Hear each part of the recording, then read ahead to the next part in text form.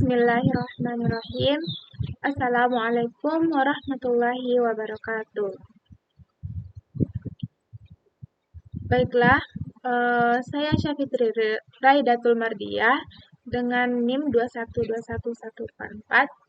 Di sini saya akan menjelaskan materi terkait tentang rukun iman, yaitu iman kepada malaikat dan juga iman kepada kitab. Baiklah, kita masuk kepada pengertian rukun iman terlebih dahulu, yang mana rukun iman terdiri dari dua kata. Yang pertama rukun dan iman. Kita lihat dari pengertian rukun. Yang pertama itu rukun berarti secara bahasanya itu pilar atau tiang yang menegakkan sesuatu. Sedangkan yang kedua iman. Iman itu berarti membenarkan atau tasdik. Sementara menurut istilah iman itu adalah mengucapkan dengan lisan dan meyakini atau membenarkan di dalam hati dan mengamalkannya dengan perbuatan. Jadi, rukun iman ini merupakan sebuah pilar atau tiang yang menegakkan sesuatu yang dilakukan dengan mengucapkannya dengan lisan, meyakininya dengan hati, dan mengamalkannya dengan perbuatan. Kemudian kita masuk kepada rukun iman kepada malaikat. Di sini kita akan membahas iman kepada malaikat tentang tugas, nama dan tugas malaikat serta makhluk gaib lainnya. Iman kepada malaikat. Iman kepada malaikat itu merupakan rukun iman yang kedua. Iman kepada malaikat adalah mempercayai dan meyakini bahwa Allah Subhanahu wa Ta'ala menciptakan malaikat yang diberi tugas untuk mengatur alam dan mengurus perjalanan alam semesta dan juga tugas tertentu lainnya. Jadi, malaikat yang wajib kita imani sebagai umat muslim yaitu ada 10 malaikat yang wajib kita imani. Kemudian iman kepada kitab, kita membahas tentang sejarah, hakikat, dan juga keistimewaan Al-Quran. Yang pertama yaitu iman kepada kitab Allah, yaitu artinya meyakini dengan sepenuh hati bahwa Allah telah menurunkan kitab kepada Nabi dan Rasul yang diberi wahyu untuk disampaikan kepada seluruh umat manusia. Kitab tersebut berupa Al-Quran yang diturunkan Allah Subhanahu wa Ta'ala kepada Nabi Muhammad Sallallahu Alaihi Wasallam melalui perantara malaikat Jibril. Kemudian kita masuk kepada pembagian dari tugas malaikat dan juga nama malaikat serta makhluk gaib lainnya. Dari pengertian yang telah kita jelaskan tadi, bahwa beriman kepada malaikat adalah rukun iman yang kedua, dan Allah tidak hanya menciptakan makhluk yang tampak saja, tetapi Allah Subhanahu wa Ta'ala juga menciptakan makhluk lainnya yang tidak nyata atau juga disebut dengan makhluk gaib selain malaikat. Yaitu diantaranya selain dari malaikat tersebut ada jin, ada iblis ataupun setan. Dari ketiga makhluk gaib tersebut terdapat perbedaan-perbedaan, baik dari asal dari penciptaannya maupun dari sifatnya. Dari penciptaan dari jin, malaikat, iblis ataupun setan, yang di sini malaikat diciptakan oleh Allah dari nur ataupun cahaya, sedangkan jin, iblis atau setan diciptakan oleh Allah dari api. Kemudian ada 10 malaikat yang wajib diimani oleh umat manusia, dan di sini kita akan menjelaskan nama dan juga pembagian tugas dari malaikat-malaikat tersebut. Yang pertama yaitu malaikat Jibril, yang mana Allah menugaskan malaikat Jibril itu menyampaikan wahyu kepada para nabi dan juga rasul. Kemudian ada malaikat Mikail.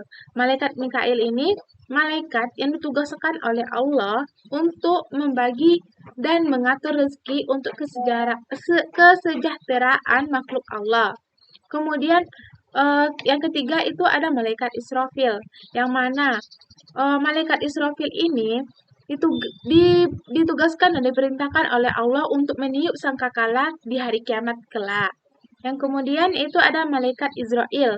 Malaikat Israel ini ditugaskan oleh Allah untuk mencabut nyawa. Jadi yang semua makhluk hidup yang ada di dunia ini yang mencabut nyawa itu ditugaskan kepada malaikat Israel.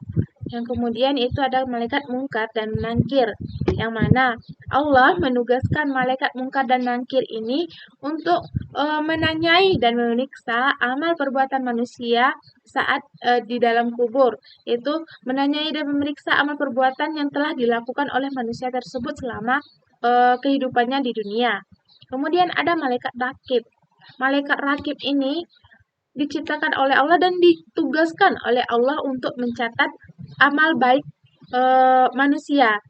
Jadi posisi dari malaikat rakib ini terletak di bagian sebelah kanan kita. Jadi ada seorang malaikat yang selalu mencatat keseharian kita, amal perbuatan kita, yaitu malaikat rakib untuk mencatat amal baik.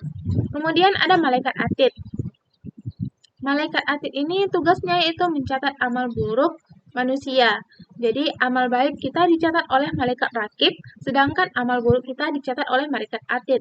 Malaikat atid itu berada di posisi sebelah kiri kita.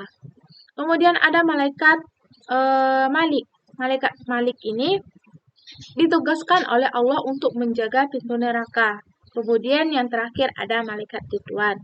Jadi tugas dari malaikat Ridwan ini yaitu untuk menjaga pintu surga. Kemudian kita masuk kepada makhluk gaib lainnya. Kita membahas tentang jin. Yaitu dari makhluk gaib lainnya diantaranya juga ada jin.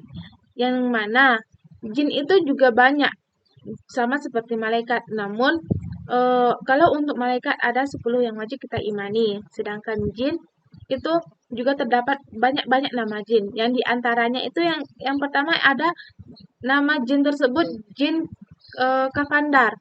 Yang mana jenis jin ini suka menabuh gitar di rumah-rumah selama 40 hari. Sehingga penghuni rumah tersebut kehilangan harga diri dan kecemburuan mereka. Kemudian ada nama jin setelah itu adalah jin wahar. Jadi jin ini tugasnya itu mengganggu para mukmin dalam mimpi-mimpi mereka serta menimbulkan kesedihan dan juga ketakutan dalam mimpi mereka tersebut. Kemudian ada jin tamri. Jin tamri ini pekerjaannya itu membisiki telinga manusia dengan bisikan-bisikan jahat. Jadi yang melakukan bisikan-bisikan jahat itu dari jin tamri. Kemudian itu ada jin matkun.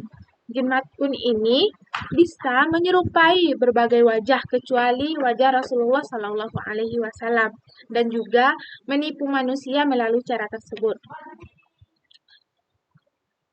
Baiklah, selanjutnya kita masuk kepada pembahasan iman kepada kitab Allah. Di sini kita akan membahas sejarah, hakikat, dan keistimewaan Al-Quran. Terlebih dahulu kita mengetahui tentang Al-Quran, yang mana Al-Quran ini adalah kitab suci yang mulia yang diturunkan oleh Allah Subhanahu wa Ta'ala kepada Nabi Muhammad SAW melalui perantara malaikat Jibril sebagai petunjuk bagi umat manusia. Hakikat dari keistimewaan Al-Quran ini, lafaz dan makna Al-Quran itu berasal dari Allah Subhanahu wa Ta'ala, sehingga lafaz dan makna dalam Al-Quran itu merupakan mukjizat. Al-Quran ini adalah kitab samawi atau kitab terakhir yang sempurna sebagai pedoman hidup manusia, yang berisi hukum-hukum yang sangat lengkap. Nah, jadi Al-Quran adalah sumber hukum yang pertama yang memiliki beberapa keistimewaannya. Yang diantaranya keistimewaan tersebut yaitu setiap membacanya dari ayat-ayat tersebut dinilai ibadah dan juga mendapat pahala. Kemudian isi dan kandungan serta lafaznya tidak akan mengalami perubahan maupun pergantian. Dan yang selanjutnya itu tidak lekang oleh waktu atau hukumnya masih bisa dipakai hingga masa kini. Jadi Al-Quran itu bersifat kekal dan tidak bisa dirubah ataupun mengalami perubahan dan ataupun pergantian oleh siapapun. Kemudian Al-Quran, membahas tentang Al-Quran. Al-Quran itu diturunkan oleh Allah kepada Nabi Muhammad SAW melalui perantara malaikat Jibril, yang mana Allah telah menurunkan Al-Quran kepada Rasulullah SAW itu secara berangsur-angsur. Jadi Allah tidak menurunkan Al-Quran itu sekaligus, namun Allah menurunkan Al-Quran itu secara berangsur-angsur. Lamanya Allah menurunkan Al-Quran itu selama 22 tahun 22 tahun 2 bulan 22 hari. Yang mana Allah menurunkan Al-Quran itu tepatnya pada tanggal 17 Ramadan. Dan ayat yang pertama turun atau wahyu yang pertama diturunkan oleh Allah Subhanahu wa taala kepada Nabi Muhammad sallallahu alaihi wasallam, yaitu Quran surat Al-Alaq ayat 1 sampai 5, yang mana pada ayat tersebut Rasulullah diperintahkan untuk membaca. Baiklah, mungkin sekian materi dari penyampaian saya. Jika ada tindak dan janggalnya saya mohon maaf. Saya sudahi dengan wassalamualaikum warahmatullahi wabarakatuh.